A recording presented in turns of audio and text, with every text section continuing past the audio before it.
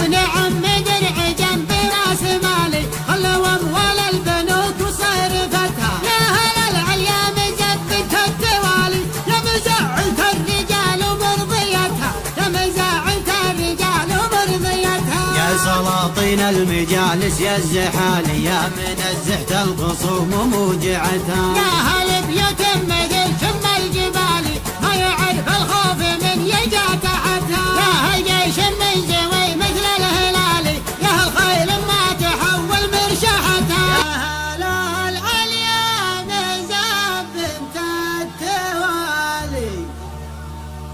يا مزعلت الرجال ومرضيتها يا سلاطين المجالس يا زحالي يا منزهت الخصوم وموجعتها يا هل بيت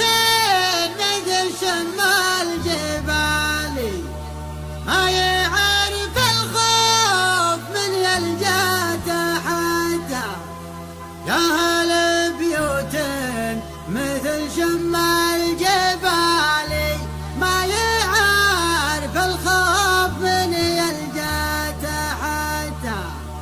ما يعرف الخوف من يلجا تحتها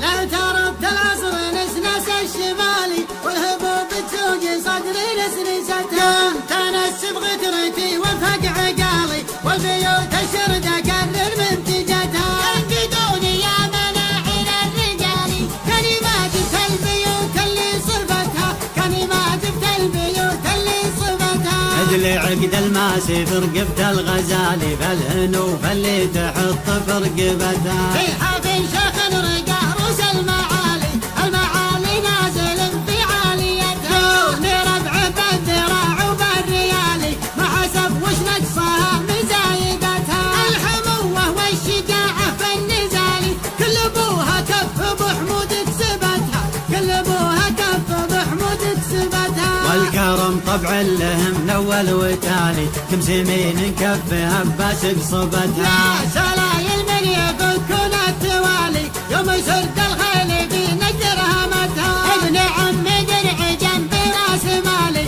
خلوا اموال البنوك وصرفتها يا هلا العليا مزبت التوالي يا مزعلت الرجال ومرضيتها يا مزعلت الرجال ومرضيتها يا سلاطين المجالس يا الزحالي يا منزهة الخصوم وموجعتها يا هل بيوت مثل شم الجبال ما يعرف الخوف من يجا تحتها يا هل جيش من زوي مثل الهلالي يا هل خيل ما تحول مرشحتها انت خوف الحرب خذلان العيالي البكار السهج ترك درهمتها البكار السهج ترك درهمتها يا رحمن المجد يا كرام السبالي يا سلاطين المواقف وعمدتها ان عطيت ما جال المعطي مجالي ومنعت قله واللي معطيتها البقوم اللي رقيت للعوالي الفعول اللي مواقف اثبتتها القمي